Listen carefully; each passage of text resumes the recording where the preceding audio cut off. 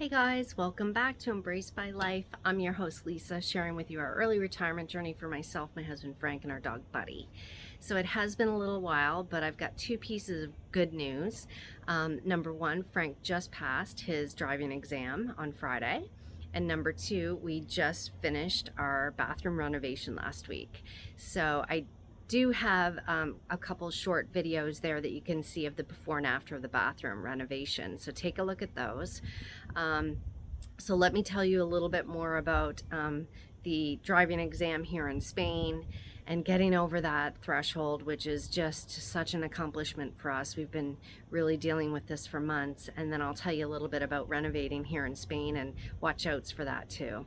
So in terms of getting your driving license here in Spain, your US license, if you're coming from the US, is only good for 6 months. So for the first 6 months, you can drive all you want, showing your US license and an international driving permit as well, which is a piece of paper that you can get at AAA before you move to Spain. So make sure you get that because you do need it. But after 6 months, if you're driving here in Spain without a Spanish license, you're technically illegal. And if you have an accident, God forbid, your insurance, I'm sure, wouldn't cover you. It's, pretty stressful. We got here in November. We started taking our test and stuff and getting our license in April. And we just tried so hard, and it's now July and Frank just passed. And that's pretty quick. I'm hearing people are taking 9 to 12 months to get it. So my advice is, as soon as you get here, just start your process of getting your driver's license. But it's been one of the most difficult things that we've had to do moving here to Spain. Didn't even foresee this. We had no clue how difficult this would be, and it wasn't even a hurdle that we were even thinking of. And I've mentioned this before. Had we have known how difficult this was going to be, we may not have even stayed. But now that we're past it, things are starting to settle down, and I think we'll finally start to be able to live here and enjoy our lives, and the weather hopefully will start to improve. It's been extremely hot here, but it's just been one of those things lingering over us that Frank couldn't drive. So yeah, tips and tricks to kind of get through this hurdle is start early, like I said, and you first have to pass your written exam. So we signed up with a company called Torcal, and they gave us a book, and we studied, and thank goodness we both passed the written exam on the first try. It is not easy. I have other videos about that. And then the next step is your practical exam, and that's where you get tested driving, and you can only do this through a third-party company. So you can't just go and show up and do your driving exam. You have to be in one of these vehicles that is with a third-party company with an instructor who's sitting in the passenger seat where they have the second controls, and then the examiner sits in the back.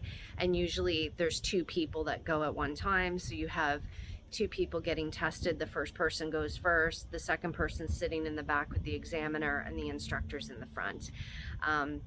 And so, yeah, I passed on the first try. I don't even know how I passed. I think it's because I was a little bit more timid, and they treated me almost like a new driver. And obviously I can drive. It's just there's a lot of nuances here that you have to follow. And they failed Frank immediately on his first try because he didn't wait long enough at the stop sign. And then his second try, again, they put him through, I think, 12 stop signs on his second try. And there was one that he was just a little bit short in stopping for this long 3 seconds that you have to stop for. Now, third time he passed, he only had 2 stop signs. He waited forever, and, made sure to do everything as best he could. I mean, he's a fantastic driver. So this whole thing is a bit of a joke, honestly, and it's a way to make money. It's 200 euros every time you have to retest.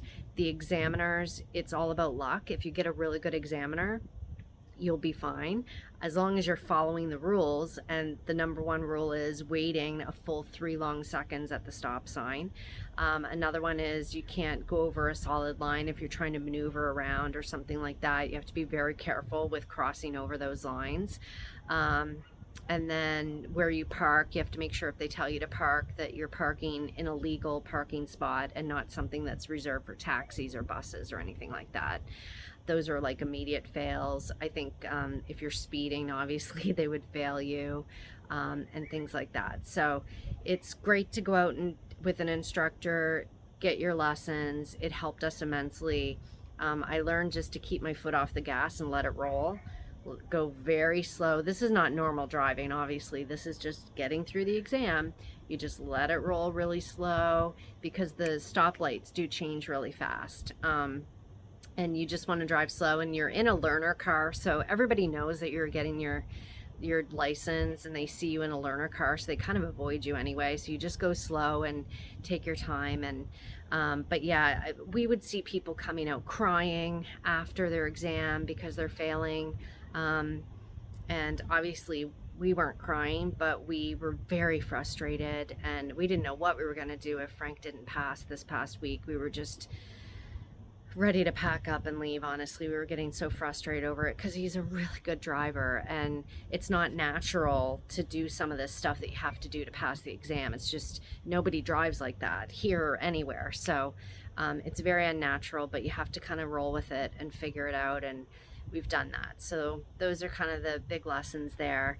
Now moving on to renovating in your home in Spain, it's very hard to find people to help you renovate. So we had looked at some houses, and our real estate agent was like, oh, you can do a full gut reno. This house needs a full gut reno, but I can help you find someone that can do the renovation for you. And we were like, oh, considering it, you know.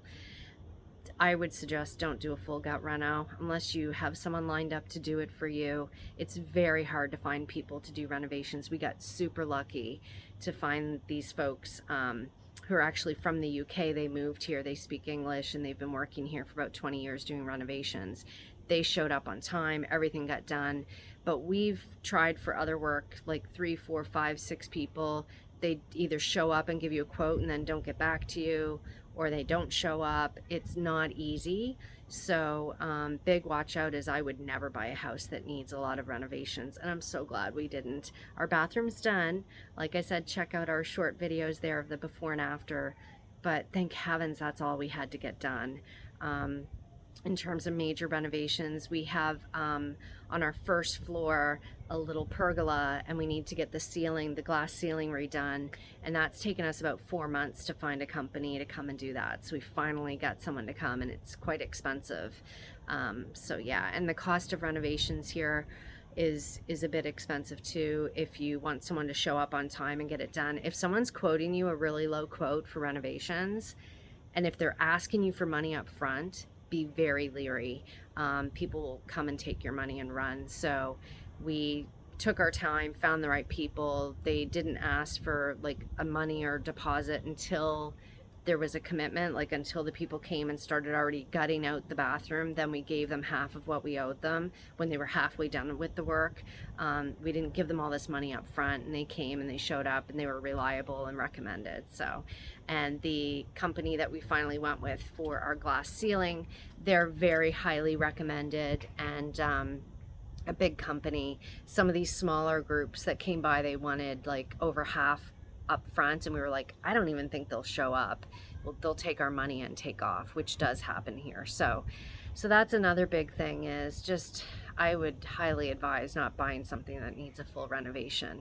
It's very hard to find people to do work here. So unless you're someone who can jump in and do it all yourself, which actually we've done many renovations ourselves, but it's different here. Things are different. You can't do everything yourself here in Spain.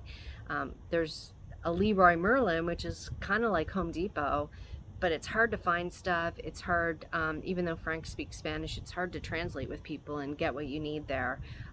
So yeah, it's definitely one of those things where I'm so glad that we didn't have too much to do here. So what's next is, now that Frank can legally drive again, we're going to start getting out and seeing more of Spain.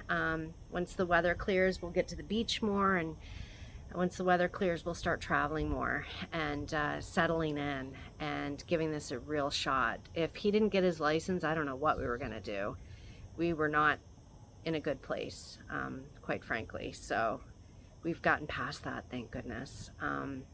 It's been a hard road, but finally we're turning the corner, no pun intended. So all right, guys, give us a like, give us a comment, let us know what you'd like to hear about, and we'll do more videos. Thanks for watching. Have a great day. Bye.